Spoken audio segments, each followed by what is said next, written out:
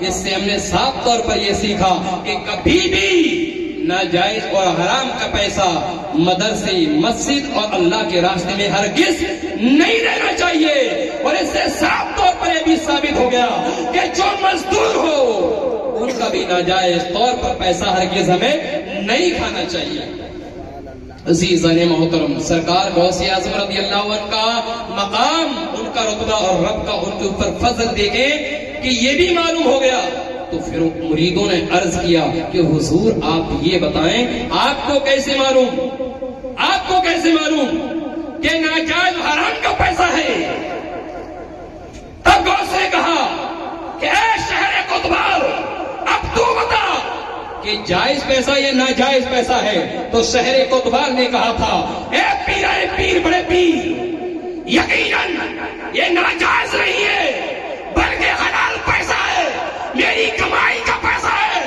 غوث اعظم نے کہا تیری کمائی کا پیسہ نہیں ہے. کہا حضور یہ میری کمائی کا پیسہ ہے. غوث نے کہا کہ تیری کمائی کا پیسہ ہے تو تھوڑی دیر رک جا، اپنی دونوں تھیلی مجھے دے دے. تاریخ کہتی ہے شہر کوتوال نے پیسوں کی تھیلی غوث کے ہاتھوں میں تھما دی. غوث اعظم نے اس کو دبانا شروع کیا. جب دبایا ہے تو ان پیسوں سے خون نکلنا شروع ہو گیا. تب غوث نے کہا تھا اے میرے ماننے والوں، یہ دیکھ لو اس کی محنت کا پیسہ نہیں ہے بلکہ غریبوں کا خون چوس کر یہ ناجائز پیسہ لے کر آیا. عزیزان محترم، میرے کہنے کا مطلب یہ ہے کہ سرکار غوث اعظم رضی اللہ عنہ کی عظمت کو یہاں ملاحظہ فرماؤ.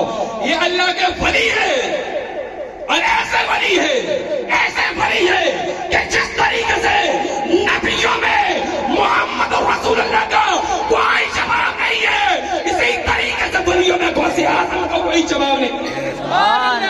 سواریہ میری آواز سن بھی لیں گے اور میرا جواب بھی دے دیں گے. عزیزان محترم، اسی طریقے سے اللہ تبارک و تعالیٰ نے سیدنا سرکار غوث اعظم رضی اللہ عنہ کو وہ پاور دیا ہے کہ اگر ہم یہاں سے پکاریں تو سرکار غوث بغداد سے سن لیں. اسی لیے تو امام محمد رضا فرماتے ہیں کہ دور و نزدیک کے سننے والے وہ کانے لالے کرامت پہ لاکھوں سلام. عزیزان محترم، سیدنا سرکار غوث اعظم رضی اللہ تعالیٰ وہ یہ کہتے ہیں قدمی حاضی علی رقبتی کلی ولی اللہ، کہ میرا یہ قدم تمام اولیاء اللہ کی گردنوں پر ہے. اب لوگ کہتے ہیں بھائی غوث اعظم نے اپنی طرف سے کہہ دیا. تفصیل میں نہیں جاؤں گا، حقیقت یہ ہے کہ غوث اعظم نے یہ اپنی طرف سے کہا ہی نہیں بلکہ رب کا حکم تھا تو غوث نے اعلان کر دیا. غوث اعظم رضی اللہ تعالیٰ ایسے ولی کامل تھے. پہلے بولتے ہیں کہ جو کچھ تم کہو، چاہے وہ امام ہو، چاہے وہ مفتی ہو، چاہے وہ مولوی ہو، چاہے وہ حافظ ہو، جو کچھ کہے پہلے خود عمل کرے پھر دوسرے کو کہے. اگر میں نماز نہیں پڑھتا ہوں، مثال کے طور اگر میں نماز نہیں پڑھتا ہوں تو ظاہر سی بات ہے میں آپ کو سمجھا نہیں سکتا. اگر سمجھا دیے تو آپ یہ کہو گے مولانا صاحب پہلے آپ تو پڑھ لو پھر سمجھاؤ. غوث اعظم رضی اللہ عنہ نے پہلے خود عمل کیا پھر دوسرے کو سمجھایا. ایک عورت آئی اپنے چھوٹے سے بچے کو لے کر. ایک عورت بہت دور دراز سے سفر کر کے آئی. کہا غوث اعظم میرا یہ جو بیٹا ہے یہ گڑ بہت کھاتا ہے، لہذا آپ میرے بیٹے سے نصیحت کر دیں بیٹے کو کہ گڑ کم کھایا کرے. سرکاری غوث اعظم نے فرمایا ایسا ہے تو 2-4 دن بعد لے کر آنا. عورت چلی گئی کہ بھئی کوئی بڑا میٹر ہوگا. اس کے بعد وہ عورت آئی 2-4 دنوں کے بعد. غوث اعظم آپ نے کہا تھا 2-4 دن بعد لے کر آنا، میرا بیٹا گڑ زیادہ کھاتا ہے لہٰذا کچھ. غوث اعظم نے فرمایا بیٹا ادھر گڑ زیادہ کھاتے ہو کہ ہاں. بولے اب گڑ زیادہ مت کھانا. ٹھیک ہے نہیں. اتنا کہا تو بڑھیا کو غصہ آ گیا، عورت کو غصہ آ گیا. بولے بس یہی کہنا تھا کہ ہاں یہی کہنا تھا. بولے اگر یہی کہنا تھا تو پہلے کہہ دی ہوتی، اتنی دور کیوں دوڑائے تھے؟ تب سیدنا سرکار غوث اعظم رضی اللہ عنہ نے جواب دیا اس کی وجہ یہ ہے کہ میں اس بچے کو کیسے سمجھا سکتا تھا جبکہ میں خود گڑ کھایا کرتا تھا. جب میں نے خود عمل کیا، میں نے خود گڑ کھانا بند کیا، جب اس بندے کو میں نے سمجھایا۔ عزیزان محترم، یہ سیدنا سرکار غوث اعظم رضی اللہ تعالیٰ عنہ کہ پہلے خود عمل پھر دوسرے کو نصیحت۔ عزیزان محترم، سرکار غوث اعظم کا بغداد کے اندر مدرسہ بھی بہت بڑا تھا، بہت بڑا مدرسہ چل رہا تھا۔ ایک کوتوال اشرفیوں کی تھیلی لے کر آیا، اشرفیوں کی تھیلی یعنی روپیہ و پیسوں کی تھیلی، اور غوث اعظم کی بارگاہ میں پیش کرنا چاہا۔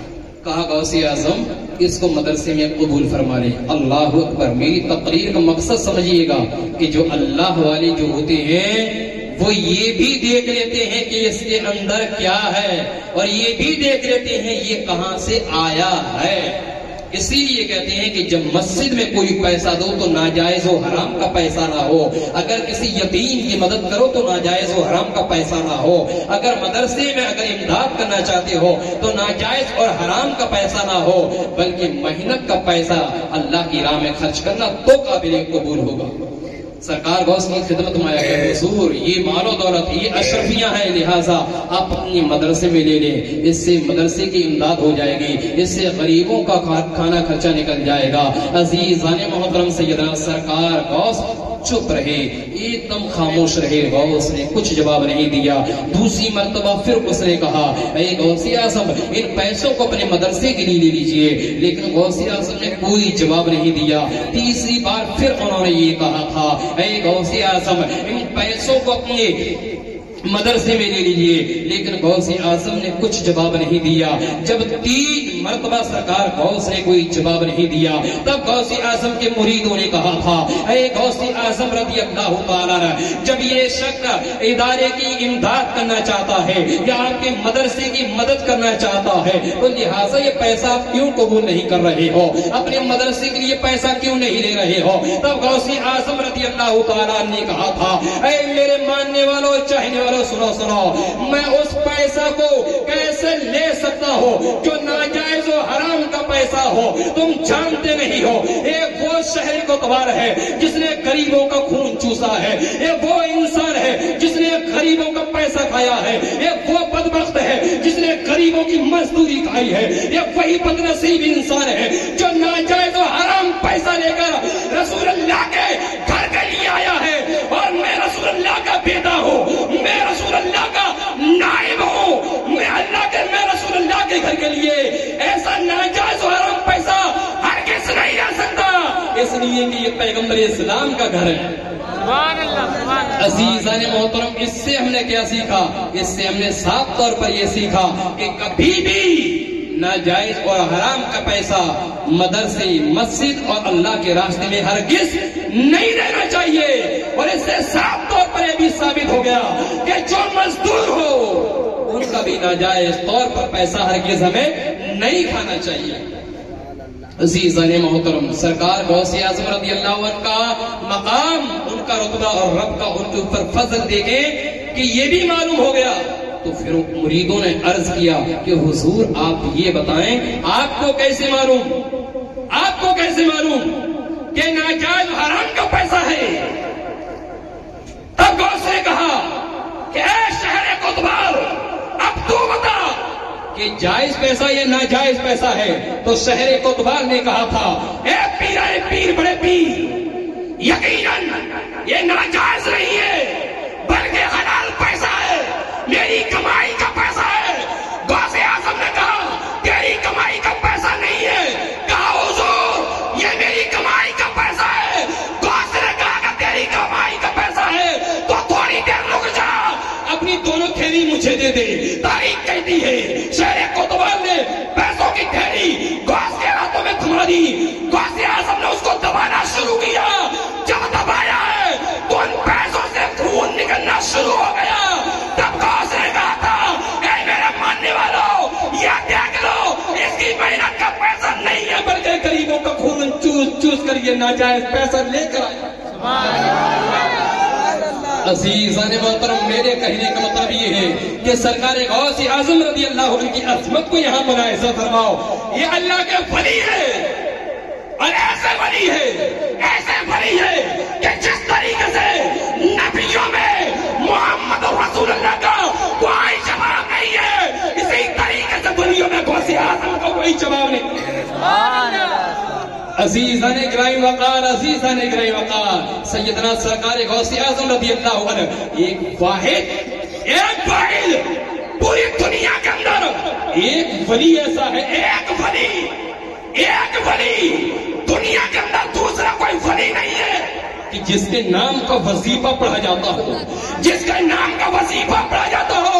سنیو، ہم لوگ کتنے خوش نصیب ہیں کہ ایسے ولی کے ماننے والے ہیں کہ اگر جن کا وظیفہ بھی پڑھ لیا تو کامیابی قدم چومتی ہوئی نظر آئے.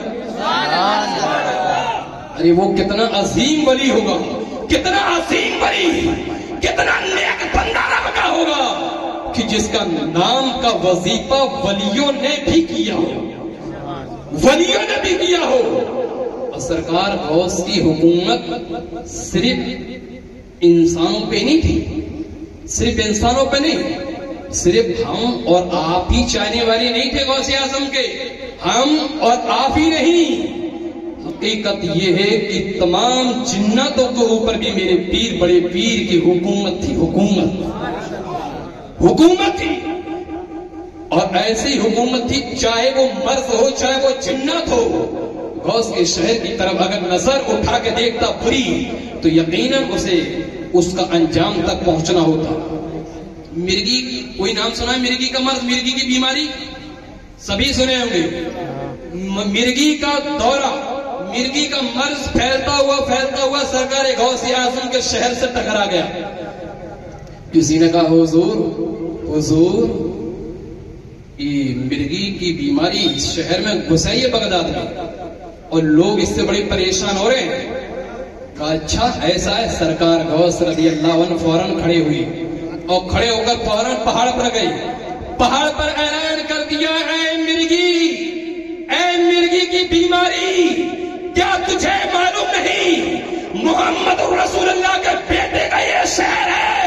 لہذا غوث کا حکم یہ ہے کہ آج قیامت تک کے لیے بغداد کی سرزمین کو ہمیشہ کے لیے چھوڑ کر چلی جائے. سبحان اللہ. اور تاریخ ہے، اتہاس ہے کہ جب سے غوث نے کہا ہے اور قیامت تک کے لیے مرگی کی بیماری بغداد کے اندر داخل نہیں ہو سکتی. اس سے پہلے کبھی سنا ہے؟ نہیں سنا تو پھر سنو. سوانے غوث اعظم رضی اللہ عنہ کے اندر ایک روایت ملتی ہے، شان غوث کے اندر بھی روایت ملتی ہے. بڑے غور سنیں گے. آخری واقعہ ہے غوث اعظم رضی اللہ عنہ کا ایک مرید تھا. سرکار غوث اعظم رضی اللہ عنہ بیٹھے ہوئے تھے اپنے روم میں، اپنے حجرے میں بیٹھے ہوئے تھے. ایک شخص اپنی چھت پر تھا، دیکھ رہے یہاں حکومت غوث کی، اپنی چھت پر تھا. اور جب چھت پر تھا تو جب وہ چھت پہ چڑھا ہے ساتھ میں اس کی لڑکی بھی چھت پہ چڑھ گئی. بڑے غور سے سنیں گے. چھت پہ چڑھ گئی لڑکی، ادھر لڑکی کھڑی تھی، ادھر یہ شخص کھڑا تھا. اتنی دیر کیا گزری ہے کہ ایک جن آیا اور اس لڑکی کو اٹھا کے لے گیا. جب لڑکی کو اٹھا کے لے گیا یہ تڑپ گیا، یہ پریشان ہو گیا اور خوب چیخا، خوب چلایا.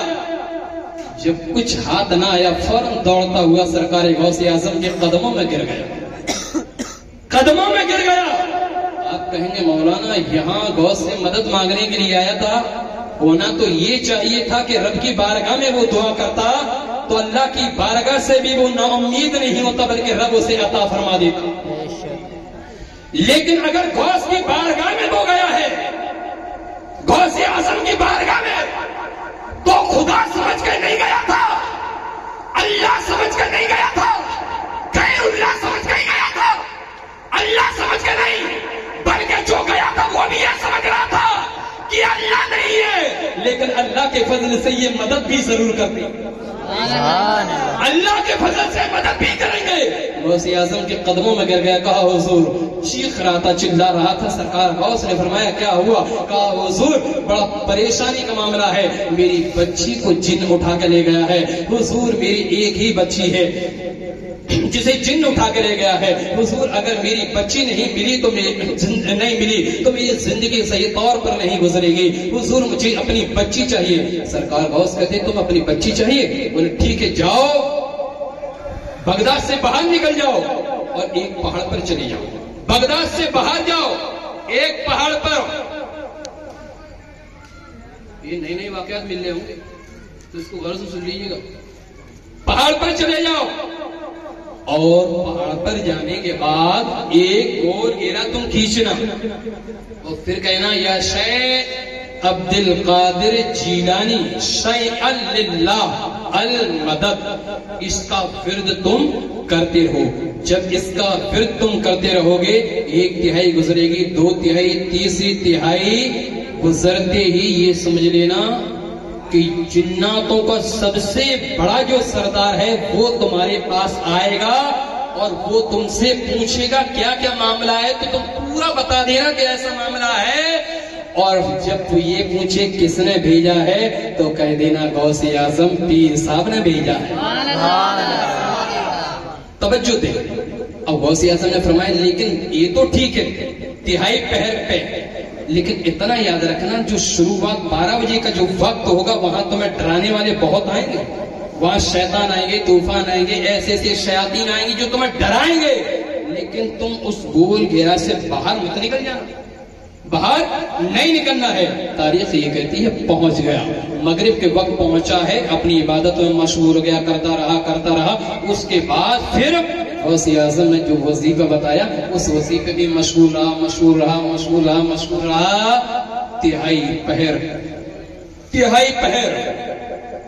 ایک لمبا قافلہ سجا رہا تھا، لمبا قافلہ، اسی میں سے ایک شخص آیا، پوچھا اے شخص تو نے ہمیں کیوں بلایا ہے؟ کہا اس لیے بلایا ہے کہ میری بچی آپ کا ایک جن اٹھا کے لے گیا ہے، کیا چاہتے ہو؟ کہا میں اپنی بچی واپس چاہتا ہوں۔ کہا تمہیں کس نے بھیجا ہے؟ بولے پیران پیر غوث اعظم نے بھیجا ہے، غوث اعظم نے بھیجا ہے۔ فوراً جنات کے جو سردار تھا اس نے اعلان کر دیا پوری جنوں کے اندر کہ کس نے غوث اعظم رضی اللہ عنہ کے شہر کی طرف بری نظر ڈالی ہے، کس نے؟ تاریخ کہتی ہے سب نے انکار کر دیا، حضور ہمیں نہیں معلوم کون لے کر آیا ہے، حضور ہمیں نہیں معلوم بچی کو کون لے کر آیا، حضور ہمیں نہیں معلوم، ہم تو غوث کے شہر کی طرف گئے ہی نہیں ہے، ہم نے تو غوث اعظم کے شہر کی طرف نظر ہی نہیں کری ہے۔ تاریخ یہ کہتی ہے اتنی دیر کیا گزرتی ہے کہ ایک اور جن آتا ہے، کہا حضور اس بچی کو میں اٹھا کر لے کر آیا ہوں۔ جنوں کے سردار نے کہا اس بچی کو فوراً واپس کرو۔ تاریخ یہ کہتی ہے کہ وہی جن اس بچی کو لے کر آتا ہے اور اس کے حوالے کر دیتا ہے، جو غوث اعظم کا مرید تھا اس کے حوالے کر دیا، جو غوث کا چاہنے والا تھا اس کے حوالے کر دیا، جو غوث کا مرید تھا اس کے حوالے کر دیا۔ اس کے بعد جناتوں کے سردار نے کہا اے جن تو قریب آ۔ جب قریب آتا ہے جنوں کے سردار نے تمام جنوں کو حکم دے دیا اپنی اپنی تلواریں نکالنا شروع کر دو، وہی جن کا سر قلم کر دو تاکہ دنیا دیکھ لے کہ جو غوث اعظم کے شہر کی طرف بری نظر اٹھائے گا اگر جن ہو اسی کا یہی انجام ہوگا۔ عزیزان محترم، کہنے کا میرا مطلب یہ ہے کہ سرکار غوث اعظم رضی اللہ عنہ کا مقام دیکھو کہ جنوں کا سردار ضرور تھا لیکن غوث اعظم کا مقام اسے بھی معلوم تھا، جنوں کا سردار تھا مقام اسے بھی معلوم تھا۔ یہ تو کچھ لوگوں کی بدنصیبی ہے کہ آج تک سمجھ میں نہیں آ رہا ہے مقام غوث کیا ہے۔ انسان کو بیدار تو ہونے نہ دے، ہر قوم پکارے گی ہمارے ہیں غوث، انسان کو بیدار تو ہونے نہ دے، ہر قوم پکارے گی ہے ہمارا ہے اسلام، اسلام کو بیدار تو ہونے نہ دے، ہر قوم پکارے گی ہمارا ہے حسین۔ عزیزان محترم، سرکار غوث اعظم رضی اللہ عنہ کو اللہ نے بڑا مقام، بڑا رتبہ عطا فرمایا ہے، ایسا رتبہ عطا فرمایا ہے۔ کسی نے یہ کہا کہ حضور غوث اعظم آپ ذرا یہ بتائیں کہ آپ کو یہ کب پتا پڑا، کب معلوم ہوا کہ آپ اللہ کے ولی ہو؟ تب غوث اعظم رضی اللہ عنہ نے کہا کہ جب میں مکتب جایا کرتا تھا، جب میں مکتب جایا کرتا تھا پڑھنے کے لیے تو ایک آواز آتی تھی اے لوگو اللہ کا ولی آ رہا ہے، اس کے لیے راستہ غوثیہ مقام اور دیکھیں شان غوث کے اندر ایک روایت اور پھر میں اپنا بیان ختم کر رہا ہوں. سیدنا سرکار غوث اعظم رضی اللہ عنہ کئی دور تھا لیکن سرکار غوث کی عمر 55 ہی تھا. حضور غوث اعظم کا 55 ہی تھا. ایک عورت کا بچہ جو تھا بیمار تھا. ایک عورت کا بچہ بیمار تھا. کسی نے یہ کہا کہ اگر بچے کو سلامتی دیکھنا چاہتی ہو, بچے کو شفا یاب دیکھنا چاہتی ہو تو جاؤ. اور بغداد کے اندر ایک اللہ کے ولی رہتے ہیں, جاؤ, جب تم ان کے پاس جاؤ گی تو یقیناً تمہارا بچہ شفا یاب ہو جائے گا. وہی ولی کوئی اور نہیں بلکہ غوث اعظم کے نانا تھے. کون؟ غوث اعظم کے نانا. غوث اعظم کے نانا. عزیزان محترم, جب غوث کے نانا تھے, بڑا دلچسپ واقعہ, توجہ نہ رکھے, تو غوث اعظم رضی اللہ عنہ کی نانا تھی. جب عورت آئی تو اتفاق کی بات یہ کہ راستے میں اس بچے کا انتقال ہوا. راستے میں ہی اس بچے کا انتقال ہو گیا. جب انتقال ہو جاتا ہے عزیزان اکرام وقار, آج ہم اور آپ ہوتے اگر راستے میں اگر کوئی انتقال کر جاتا تو اپنے گھر کی طرف سفر کرتے, اس کے بعد قبرستان کی طرف سفر کرتے. لیکن اس وقت کے لوگوں کا ایمان مضبوط تھا. وہ چاہتی تھی اگرچہ بچہ مر گیا ہے لیکن ولی اللہ کی طرف اگر میں نے سفر کر لیا تو میرا یہ بچہ پھر زندہ ہو جائے گا. سبحان اللہ. زندہ, تو زندہ ہے واللہ, تو زندہ ہے واللہ, میرے چشم عالم سے چھپ جانے والا. تاریخ یہ کہتی ہے کہ وہی بچہ لے کر انتقال ہو چکا تھا. غوث اعظم رضی اللہ عنہ کے نانا کے دربار میں پہنچ جاتی ہے, اور جب پہنچی, تیرا اور میرا غوث کا بچپنے کا زمانہ تھا. نانا کی گود میں سرکار غوث تشریف فرما. بولو سبحان اللہ. سبحان اللہ.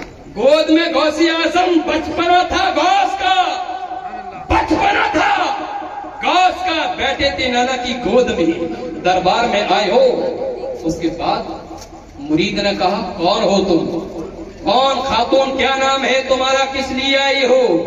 کہا بچہ بیمار تھا, راستے میں ہی انتقال کر گیا, سن کر آئی ہوں. یہاں ایک اللہ کا ولی رہتا ہے اور میرا ایمان و عقیدہ یہ ہے کہ اگر ولی کی نظر پڑ گئی تو بیٹا زندہ ہو جائے گا, اس لیے لے کر آئے ہو. تاریخ یہ کہتی ہے مرید جاتا ہے, کہا حضور ایک عورت آئی ہے, اس کا بچہ انتقال کر کے آیا ہے. عزیزان محترم, بچہ انتقال کر گیا ہے. اب بچہ انتقال کر گیا ہے لیکن عورت یہ کہہ رہی ہے اللہ کے ولی کے دربار میں آئی ہو, لہٰذا جب بچے کے لیے آئی ہو تو بچہ مردہ نہیں, جب گھر جاؤں گی تو واپس زندہ لے کر ہی جاؤں گی. تاریخ کہتی ہے کہ اس کے بعد سرکار غوث اعظم کے نانا کو یہ خبر دی ہے. غوث کے نانا کو یہ خبر, نانا سے پہلے نواسا کھڑا ہو گیا. بول دو سبحان اللہ, اور زور سے سبحان اللہ. کون نواسا تھا بتا سکتے ہو؟ زور سے اور زور سے. نانا سے پہلے نواسا غوث اعظم کھڑے ہو گئے. کہا نانا کے مرید عورت کہاں ہے, کہا دروازے پر کھڑی ہے. غوث آگے, غوث اعظم آگے, پیچھے نانا, غوث آگے, پیچھے نانا. نانا بھی جان رہے تھے اے عورت تو اپنی قسمت پر ناز کر, آج یہ ولی تیرے بیٹے کو زندہ نہیں کروائے گا, جو بچہ جا رہا ہے یہی تیرے بچے کو زندہ کرے گا. سبحان اللہ. غوث آگے, نانا پیچھے, غوث آگے, نانا پیچھے. سرکار غوث اعظم پہنچ گئے عورت کے پاس, عورت کے پاس پہنچ گئے. کہا خاتون کیا ہوا, خاتون کیا ہوا؟ کہا بچہ انتقال کر گیا ہے. غوث اعظم نے فرمایا بچے اللہ کے حکم سے کھڑا ہو جا. غوث کا حکم پاتے ہی بچہ تڑپنے لگا, تڑپنے لگا. جب تڑپتا ہے غوث اعظم کے نانا نے دیکھ لیا. جب غوث کے نانا نے دیکھ لیا تو ایک چھڑی اٹھائی, ایک چھڑی اٹھائی اور غوث اعظم سے کہنے لگے ابھی سے کرامت دکھا رہا ہے, ابھی سے. اس کے بعد فوراً چھڑی اٹھا کے پیچھے غوث اعظم کے دوڑنا شروع کر دیا. غوث آگے جا رہے تھے, نانا پیچھے جا رہے تھے. غوث اعظم قبرستان میں اندر داخل ہو گئے اور مردوں سے کہا مردوں کھڑے ہو جاؤ, نانا آ رہے ہیں. کھڑے ہو جاؤ, نانا آ رہے ہیں. اسی لیے امام احمد رضا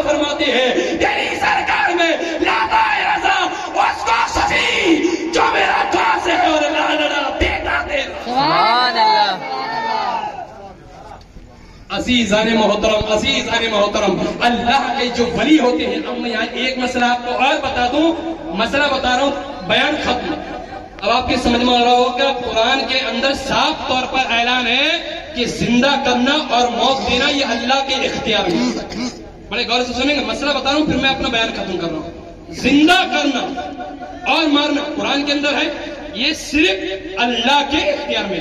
اللہ جسے چاہے زندہ کرے اور جسے چاہے موت دے, اس کے علاوہ اور کوئی نہیں کر سکتا. ٹھیک ہے, یقیناً سچ ہے, ایمان ہے, عقیدہ ہے. اب دوسری جگہ حضرت عیسیٰ قرآن ہی کے اندر کہتے ہیں وَأُحْيِي الْمَوْتَىٰ کہ میں مردوں کو زندہ کرتا ہوں. عیسیٰ کہتے ہیں خدا نہیں ہے, غیر اللہ ہے, اللہ نہیں ہے, غیر اللہ ہے, اللہ نہیں ہے, خدا نہیں ہے, خدا کے بندے ہیں عیسیٰ. عیسیٰ اللہ کے بندے, اور وہ کہتے ہیں وَأُحْيِي الْمَوْتَىٰ میں مردوں کو زندہ کرتا ہوں. میں, اے قرآن معاملہ کیا ہے؟ اسلام کیا معاملہ ہے؟ اس کا جواب قوم کو کیا دے؟ تو اسلام کہے گا